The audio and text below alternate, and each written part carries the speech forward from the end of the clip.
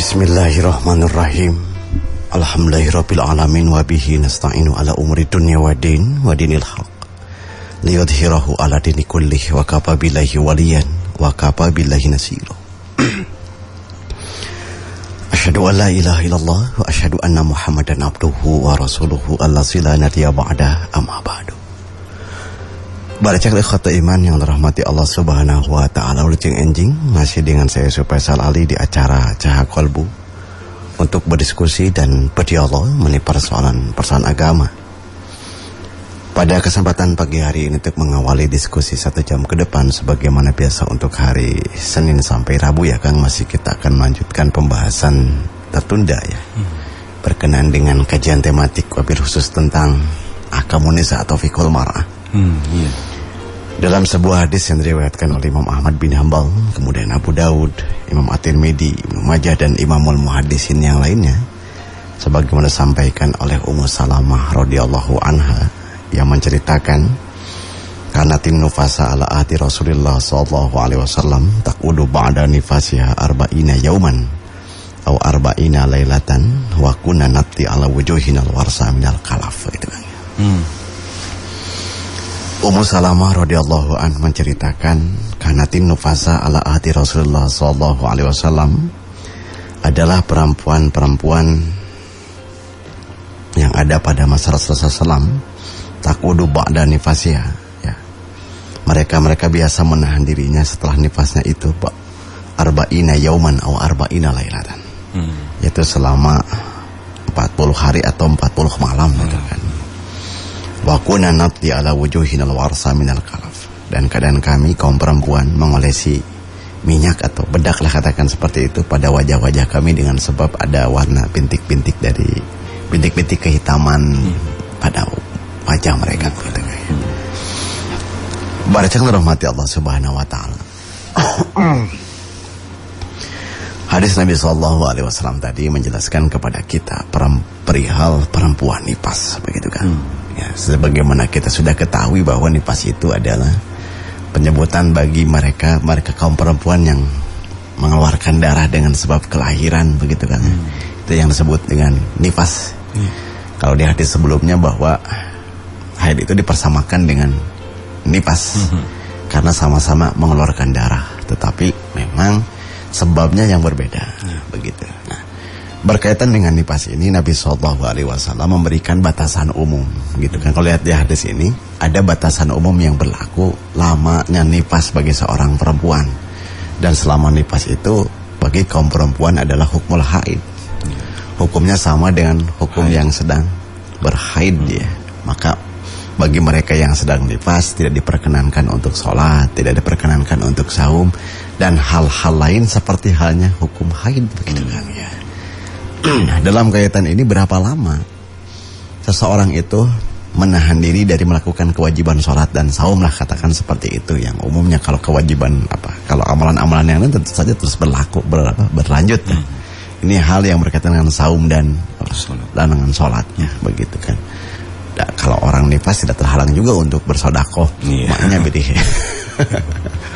Nah, ini keterkaitan dengan kewajiban ya. Kewajiban pribadi atau kewajiban personalnya bagi seorang perempuan untuk tidak sholat dan saum. Nah, mereka biasanya pada zaman Nabi SAW itu mereka lama nifas itu 40 hari gitu, atau 40 malamnya disebutkan hari atau malamnya banyak pasti kacana kan. Ini maksudnya di sini ada kalimat arba'ina yauman atau arba'ina lailatan, itu adalah sisi periwayatan rawi pada saat itu ketika menerima hadis ini. Hadis ini memang oleh sebagian dipandang, misalnya Imam Al-Hakim menyebutkan sanadnya sahih, kemudian juga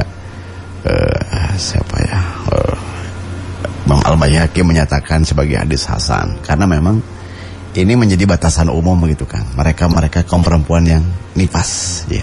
Ini ketika disebut dengan mengambil ini jadi dalil batasan umum bagi perempuan-perempuan yang nifas. Ya. Jadi selama 40 hari ini sebagai batasan umum ya. Maka kaum perempuan tidak diperbolehkan untuk sholat, tidak diperbolehkan untuk saum. Kenapa digunakan takwudu ala nifasihah dan ini menjadi batasan umum? Karena setelah 40 hari maka tetap dia harus sholat sekalipun darah keluar.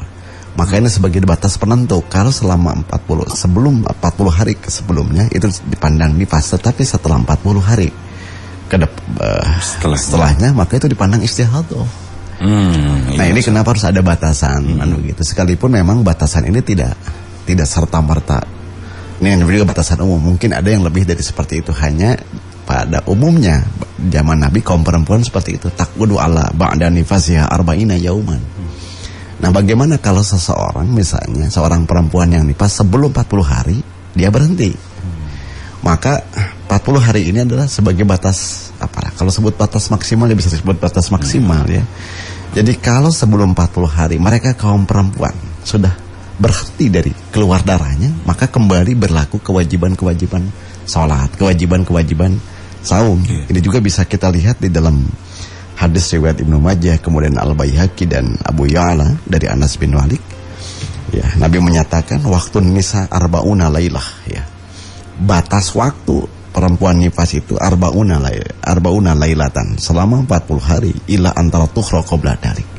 Kecuali ya, mereka kaum perempuan telah suci sebelum 40 hari. Berarti 40 hari mah kita bisa sampaikan ini batas maksimal saja. Ya. Dari batas umum biasanya perempuan nifas gitu. Jadi kalau kurang dari 40 hari sudah berhenti, maka kembali kewajiban-kewajibannya dilakukan.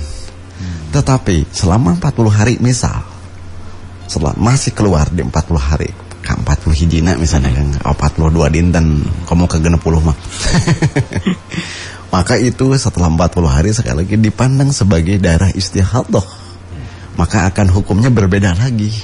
Hukum istihadah dan hukum haid itu akan berbeda. Nanti insya Allah untuk istihadah mah ini oke dibahas dah. Nifas ngomong sakedikan gitu.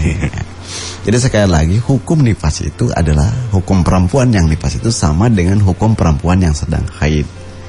Ya, ada juga. Nah, ini juga bermasalah. Ada perkaitan dengan bolehkah bersetubuh selama nifas karena nifas itu bukan haid setelah 40 hari ya. Ada sebagian menyebutkan seperti itu. Selama darah itu keluar maka tidak diperkenankan. Sekalipun memang misalnya sebabnya yang berbeda, air darahnya masami keluar. Nah, dengan dalil ini kemudian sebagian ulama menjadikan dasar bahwa batas umum mereka untuk meninggalkan sholat dan saum itu 40 hari. Kalaupun itu terus menerus sampai 40 hari masih keluar darahnya. Kecuali kalau sebelum 40 hari darahnya sudah keluar, maka kembali. Udah berhenti. Ya, berhenti keluar. Maka kembali kepada kewajiban semula, sholat, saum ya. Selama nifas zikir silakan. Ya. Membaca Al-Qur'an mangga bisa ya, di situ. Itu jadi kalau 40 ke sana itu sebagian ulama memandang itulah darah istihadah. Darah penyakit, maka hukumnya hukum istihadah yang berlaku. Kalau di 40 ke bawah itu hukumnya hukum haid. Nah, eta sok lalieur ya. Masih bingung kan eta. Masih bingung deh eta. Maka digunakan batasan umum. Mungkin kita juga sama atau tidak ya. Selama 40 hari dak teraningalan sih kan. Ninggalan terus keluar hungkul. Nah kemudian setelah 40 hari maka di situ berlaku ya. Setelah 40 hari baru mandi gitu. Kemudian mereka ada kewajiban untuk mandi kalau setelah 40 hari atau kalau masih 40 hari masih keluar ya. Atau sebelum 40 hari tetapi sudah berhenti, maka dia ada kewajiban untuk mandi. Sehingga ada hadis Nabi SAW, sebuah riwayat menyebutkan dari Ibnu Abbas dan dipandang marfu oleh sebagian para muhaddisin, annan nufasa wal haid taktasilu, bahwa mereka kaum perempuan yang nifas dan haid taktasilu, mereka itu mandi wa tukhrimu wa taqdil manasikullaha gara Allah tatupa bil baiti hatta tathur. Ini kebetulan hadisnya menceritakan mereka yang nifas dan haid ketika berhajian. Ya, gitu. Maka bagi mereka berlaku seperti orang perempuan yang hukumnya hukum haid. Setelah berhenti darahnya maka dia mandi. Mandinya seperti bagaimana? Mandi seperti haid lagi. Yang ketentuannya seperti yang kemarin sudah bahas, yang insya Allah nggak lupa lagi. Penyeduk kamar itu kan. Anet kene. Masih ngebul lagi. Sekali lagi, karena hukumnya yang nifas itu adalah hukum haid yang digunakan, maka cara mandi setelah haid. Setelah haid, begitu. Seperti setelah haid, bukan mandi janabat. Iya. Karena ini darah yang keluar. Kalau janabat itu disebabkan karena keluar cairan. Jadi hal yang beda ya di sini. Jangan digitik rata haid junub itu. Istilahnya junub itu bagi mereka yang keluar cairan, baik laki-laki maupun perempuan. Apakah dengan sebab jima atau dengan sebab ihtilam gitu. Yang kemarin dibahas. Nah, karena sekali lagi hukum nifas ini adalah hukum. Nah, seperti halnya haid, maka mandinya pun sama. Seperti perempuan yang telah selesai haid gitu. Seperti kemarin terakhir dibersihan, dipamarioskeun sengitan dan sebagainya gitu ya. Supados ya seperti itulah. Campernik. Jadi inilah yang dijadikan batasan umum ya. Jadi batasannya 40 hari. Ya. Jangan begini. Selama 40 hari, misalnya di 30 hari udah kering. Darahnya tidak keluar. Ada dan ada saja 40 hari. Antosannya 40. Nah, tidak untuk seperti itu. Tetap saja setelah kering ya, maka dia kembali untuk melakukan kewajiban pada semula, salat, saum. Kan kadang-kadang keumuman seperti itu, kaum perempuan yang sudah dalam keadaan melahirkan. Setelah mereka ada juga ya dengan kondisi tubuhnya yang baik, 15 hari atau 20 hari udah berhenti. Nah, setelah itu ya salat. Tahu mungkin panita can 40 dinten, nyang kawin atas 40 dinten. Ya, mungkin agak bedanya di situ dengan haid ya, setiap pembulatan. Pembulatannya beda ya. Kalau haid itu kan dihitung dari kebiasaannya berapa sebelumnya, maka kebiasaan itu harus hafal betul. Kan pastilah di kaum perempuan mahnya berapa hari kebiasaan mereka haid. Setelah keluar dari kebiasaan itu istihadah. Nah, ini yang nanti kita akan bahas. Jangan sampai sudah kebiasaan, misalnya begini, kebiasaannya haid itu 7 hari misal. 7 tahun kan 7 hari di sana. Setelah melebihi 7 hari, orang kadang mengapai dan tidak sholat. Nah, maka perlu ditentukan al-aglabiyahnya. Keumuman dan kebiasaan dari setiap perempuan itu tidak sama. Kalau di haid ya, mungkin ada yang 5 hari, ada yang 6 hari. Kalau kebiasaannya di 5 hari secara rutin tiap bulan, kalau haid ya, maka ketika dia berhenti sebelum 5 hari misalnya, tetap dia masih sholat. Tetapi ketika lebih dari 5 hari dia sholat. Dan itu termasuk ke dalam kategori istihadah. Jadi istihadah mah batasan darah yang keluar setelah haid secara batas waktu yang rutin, atau setelah apa ya? Setelah lewat masanya. Setelah masanya gitu, atau setelah nifas dari 40 hari. Maka itu dipandang istihadah. Pilih naroskeun gitu. Nah, upami masih kena bingung lebat teh kana baskom. Cingogo ngeueum eta darah nu ngejembang warnana kumaha. Gitu lamun dina hadis Nabi mah kan gitunya masih naon tips sama artos tanpa S. Itu kalau darahnya kehitam-hitaman, itu adalah dipandang sebagai darah haid. Kalau misalnya perempuan lah, aduh sana hoream ke laboratorium mah. Medina cair kan. Bisa dilihat darah yang mengeyembangnya, ada namanya ya, mengambangnya. Ya. Itu misalnya warna merah, ya itu darah haid. Kalau kuning, kekuning-kuningan, itu adalah darah istihadah. Itu kan di zaman Nabi SAW laboratorium nanti sederhana gitu kan. Tapi memang itu untuk menentukan, dan sekarang udah alat-alatnya sudah canggih. Tetapi kita bisa lihat hari ini ya dengan perkembangannya. Jadi untuk penentuannya tadi saja. Haidnya berapa hari biasa, gitu saja, atau 6 hari ya udah. Sebelum 6 hari jangan dulu sholat sekalipun sudah kering. Kalau setelah 6 hari sekalipun masih mengucur gitu kan, tetap mengecelak ya, maka tetap dia harus sholat. Itu dipandang sebagai istihadah. Kalau dalam hal nifas sebelum 40 hari sudah kering, maka lakukan kewajiban semula ya, kewajiban saum, kewajiban sholat. Tetapi setelah 40 hari misalnya masih keluar, misalnya ke 41-nya mandi, kemudian itu darah setelahnya itu dipandang istihadah. Dan inilah batasan umum yang digunakan oleh para ulama untuk satu, menentukan batas nifas kaum perempuan, dan yang kedua untuk menentukan istihadah atau nifas. Jadi 40 hari kadima para ulama menganggapnya itu adalah darah Darah istihadah kalau dari 40 hari ke sini. Oh, setelahnya. Oh iya, betul. Itu dipandang istihadah, darah penyakit. Kalau sebelumnya dipandang sebagai bagian dari nifas ya. Wallahu a'lam bishawab. Iya, alhamdulillah Ustaz ya. Dan Barai Cakra kita mulai kembali. Silakan untuk yang mau bergabung di Cahaya Kolbu bersama Ustaz Yusuf Faisal Ali, bisa langsung pergunakan nomor Radio Cakra di nomor 0811234005. Iya, dan insya Allah dilanjutkan kembali juga Barai Cakra berkenaan Fikul Mar'ah. Ini bab momi-momi ya Ustaz ya. Senin sampai dengan hari Rabunya Mangga Barai Cakra terkait batasan waktu secara umum, berkenaan ini ya, taklif salat dan juga saum bagi wanita yang nifas.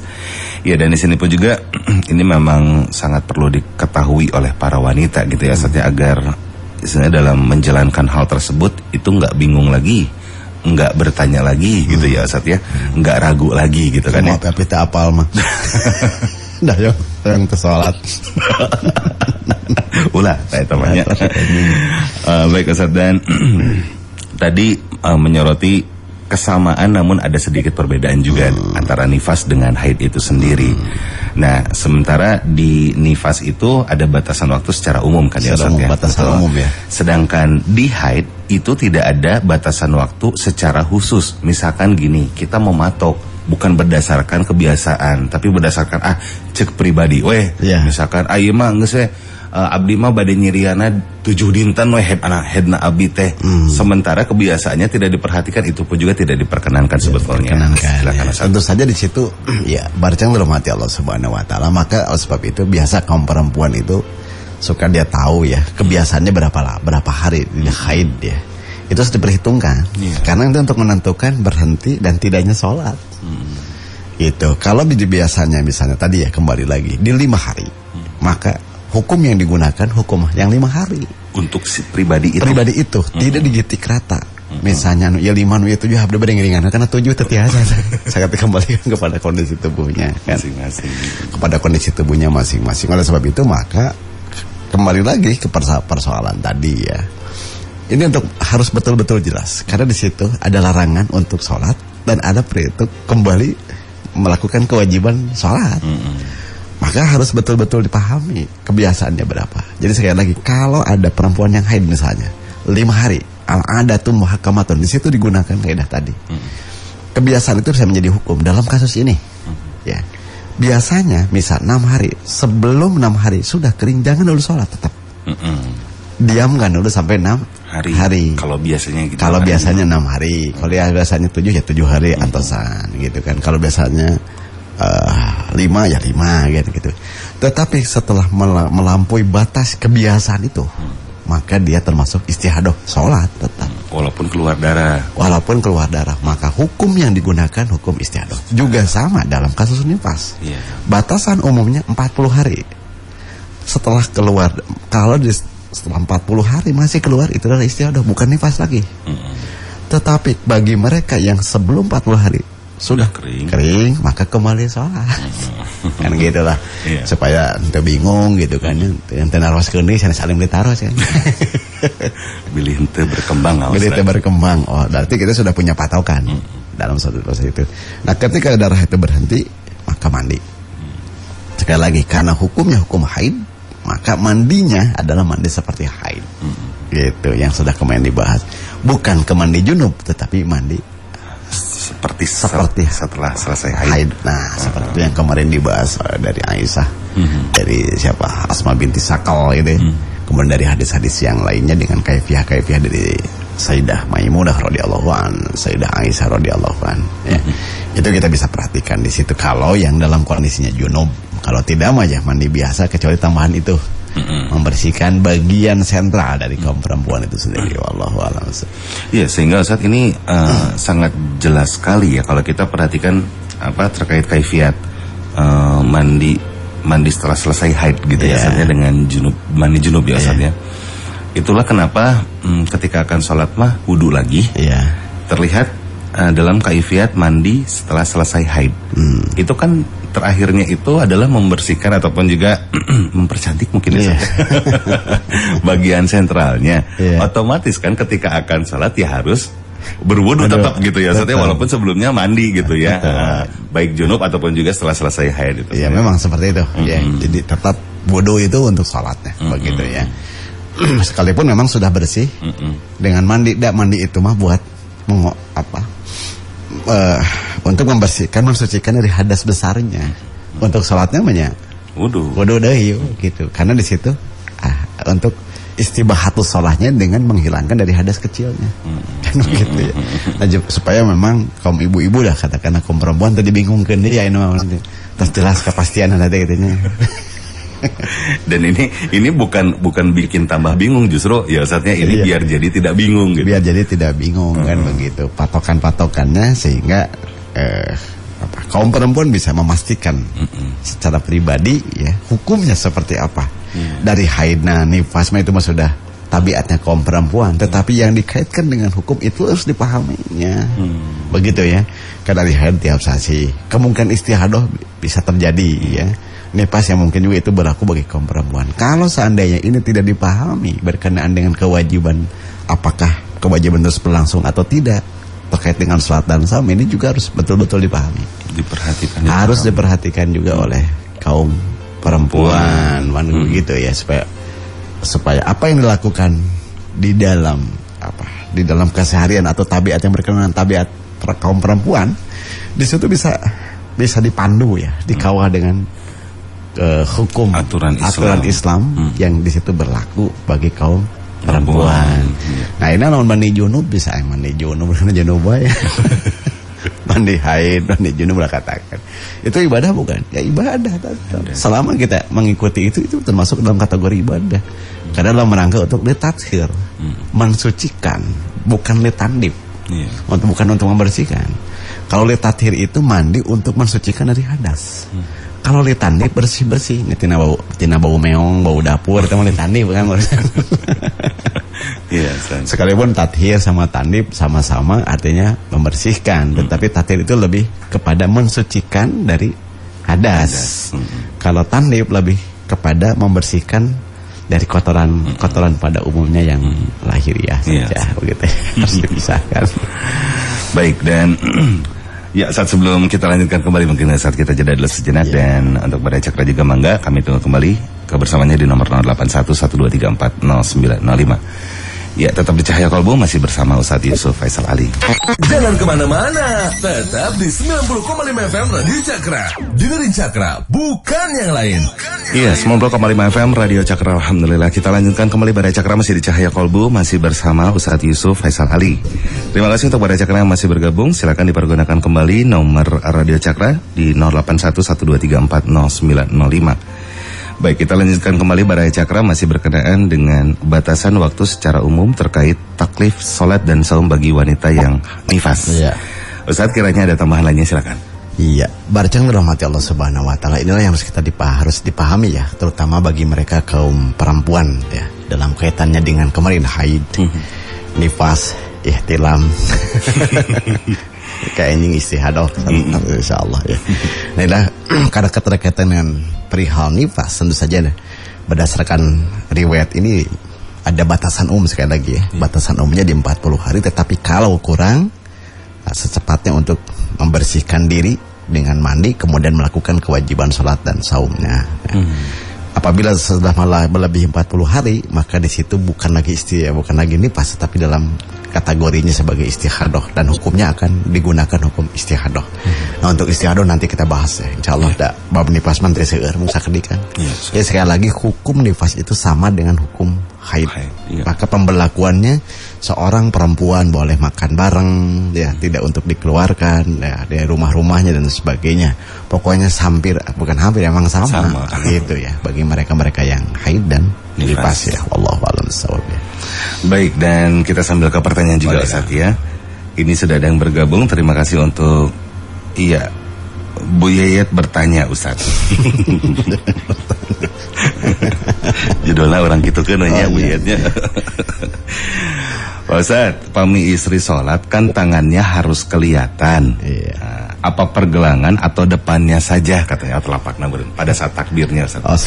Takbir mengangkat tangan ya. Ya jelas kalau ngomongin telapak tangan, kalau ngomongin telapak tangan itu ada bagian luar, ada bagian dalam. Maka itu harus kelihatan dua-duanya.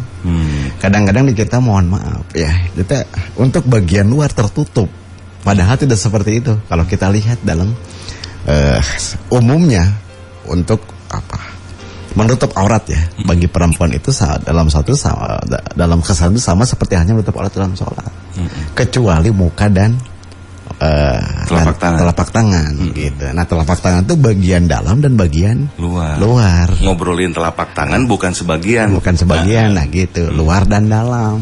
Maka di situ harus terlihat ketika sholat dan tidak boleh terhalang. Juga kita sering dibahas dalam kajian-kajian ya, bahwa ketika mengangkat tangan dalam sholat, terutama bagi perempuan ataupun bagi laki-laki yang misalnya memakai jubah, dulu bukan jubah itu disang-sanggen kan ya, kita pakai sorban arageng. Nah itu ketika mengangkat tangan harus keluar dari pakaiannya itu, jadi tidak terhalang gitu. Nah itu yang saya juga perhatikan berdasarkan hadis dari riwayat Muslim kan seperti itu. Apabila Nabi SAW akan mengangkat tangan, akhraja min jubatihi ya. Beliau mengeluarkan tangannya dari jubahnya. Itu maksudnya supaya terlihat. Itu kesimpulannya di situ. Maka harus terlihat bagian luar dan bagian dalam.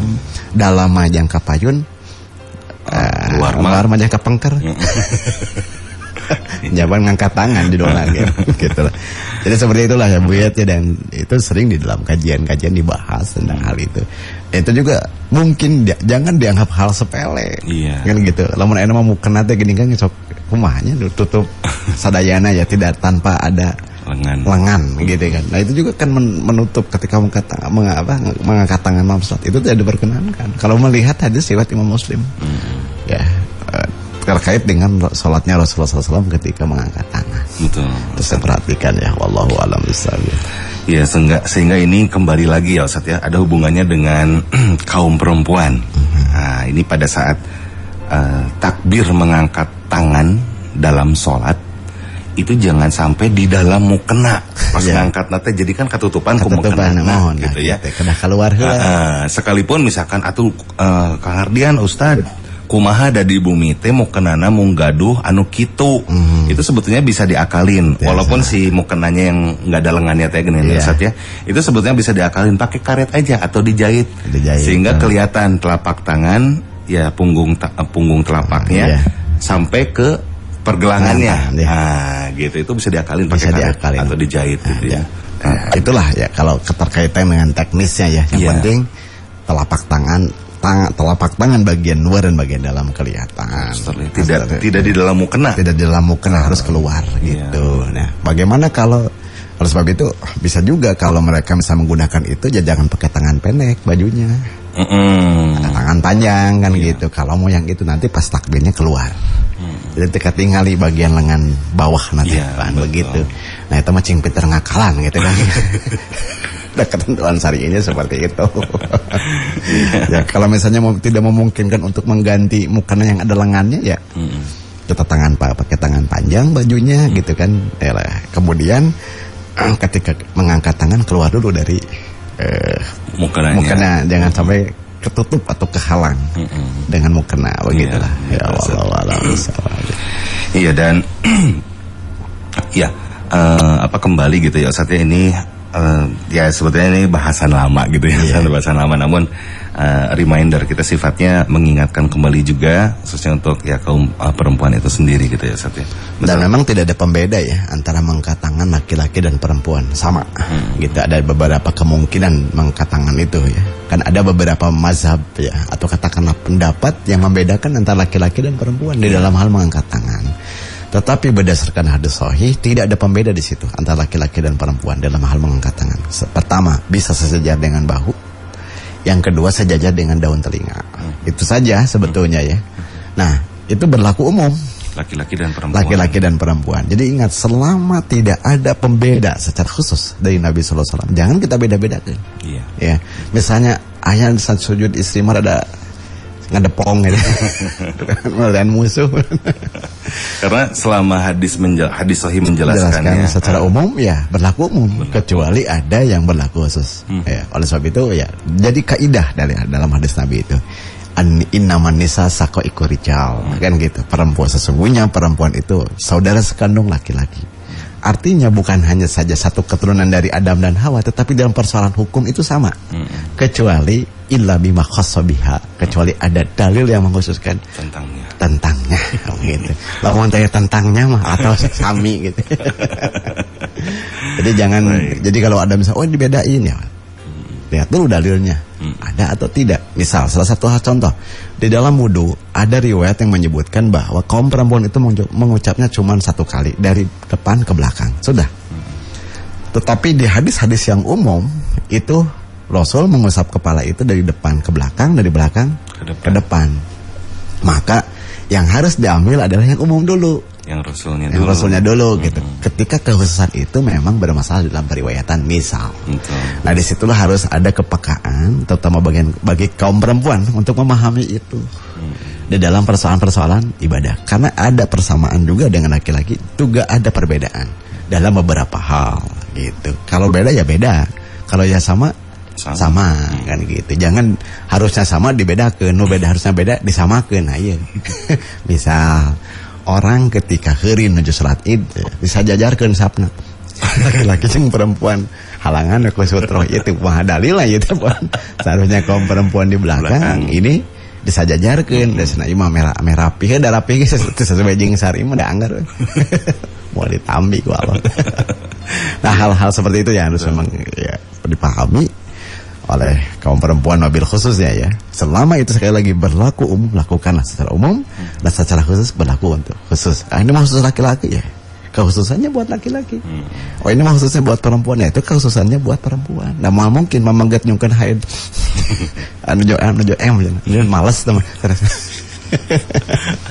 Misal ya, salah satu contoh ya. Wallahu a'lam bishawab.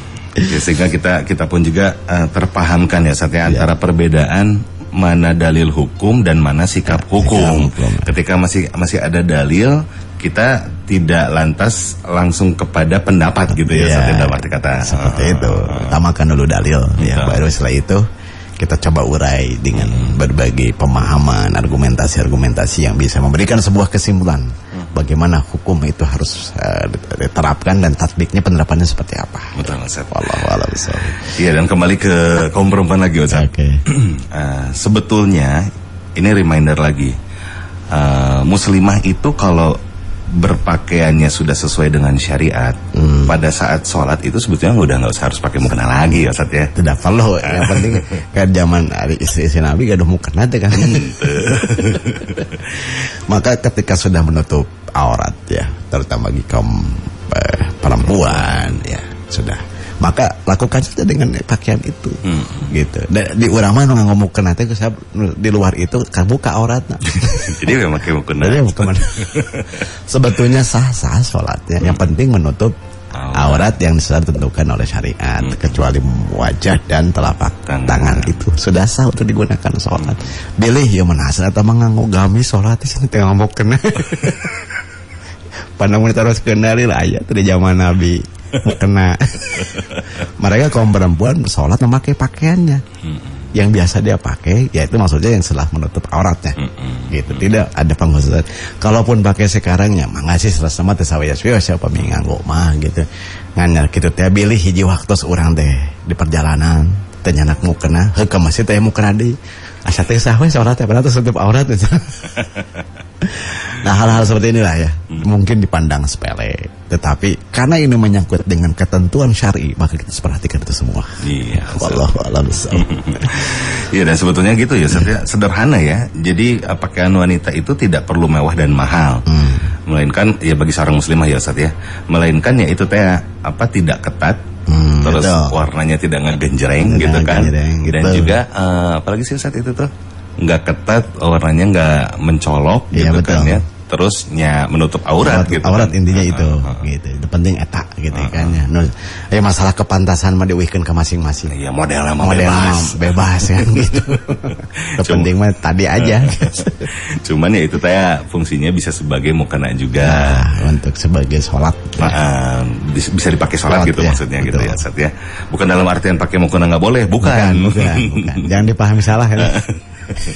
Kan kalau sudah seperti itu perempuan dalam kondisinya sudah menutup aurat dengan pakaiannya itu, maka itu bisa digunakan untuk sholat gitu. Betul, Ustaz ya. Baik, dan oke, kita coba kembali Ustaz. Ada yang bertanya, Pak Ustaz, tiap 4 hari sekali panen tomat dijual ke tengkulak, tapi selama jual tomat itu nggak pernah nimbang di depan saya. Tahu-tahu besoknya udah nganterin bon. Apakah itu termasuk dosa atau tidak? Lagi pula setiap ditungguin itu nggak pernah langsung ditimbang, Ustaz. Iya, barang dirahmati Allah Subhanahu Wa Taala. Di situ juga jangan ada unsur gurur, tidak diperkenankan. Gurur itu adalah unsur penipuan, katakanlah. Sekalipun tetap misal ya, mereka jujur, tetap harus kita perhatikan juga sama. Harus saling terbuka. Harus saling terbuka. Itu satu. Yang kedua juga harus saling meridoi dan kedua belah pihak. Ya itu. Narimakeun. Oleh sebab itu dalam hal muamalah 3 hal. Pertama, tarodin minkum. Ada saling ridho di antara kedua belah pihak. Tidak adanya unsur gurur, penipuan, dan tidak unsur merusak yang lain. Nah, ini yang harus kita perhatikan. Maka ketika hal itu akan ada transaksi, harus terlihat kan. Lamun iya kilo sabar kilona, ya kan? Itu harus jelas. Jangan sampai orang menimbang kemudian yang menjualnya tidak tahu. Atau sesaki atau yang membelinya tidak tahu, harus diketahui. Bisi kalabat wailul lil mutaffifin. Ya kan gitu, yang mereka mengurangi takaran. Mengurangi takaran itu bukan hanya menukar dalam datnya yang barang yang ditimbang, tetapi juga ketidak ada kepastian di antara kedua belah pihak. Nah, untuk memperhatikan itu juga dikhawatirkan terjadi kurur penipuan. Nah, itu yang paling penting, harus tahu lah itu melalui kedua belah pihak. Jangan jadi ada unsur sangka menyangka, bawa ya dikurangan. Nah, beda kadinya kan. Tos seudon deh bahaya kan kita. Masuknya memang belum tentu tipu, tapi muslihatnya udah ada. Udah ada muslihat. Dan pemain jujur kadieu, ieu urang kira sasarangan tinggalnya kan saksian gitu. Bih langkung nya wayahna canak deui pamikiran tamihan mah. Eta bener bisnis sama. Mendingan fair-fairan we gitu. Fair-fairan we gitu kan. Nah, oleh sebab itu maka dalam hal muamalah tadi jangan ada lewat unsur tarodin, gurur, tidak ada unsur untuk merusak yang lain. Itu harus diperhatikan karena itu menjadi cara, sekalipun barangnya halal tetapi caranya yang dijual dan caranya tidak benar, maka itu menjadi fasad akadnya. Rusak ya. Rusak. Fasadnya nanti kita urai ya di bahasan-bahasan nanti insya Allah tentang muamalah dalam Islam kan gitu ya. Tapi sanes ayeuna ini orang beres kenapa babi ibadah. Sing beres. Ulah kececak nangkeun itu beres itu anggeus gitu. Jadi ngelimek. Wallahu a'lam. Baik Ustaz, karena waktu juga sudah mencukupi untuk kebersamaan kita. Alhamdulillah jazakallahu khairan katsiran. Terima kasih banyak untuk para cakra yang sudah bergabung, dan insya Allah kita lanjutkan esok hari masih di pembahasan terkait dengan fikul mar'ah. Ya, dicukupkan saja. Langsung saya yang bertugas Ardian undur pamit. Aqul qouli hadza wa astaghfirullah li wa lakum. Wassalamualaikum warahmatullahi wabarakatuh.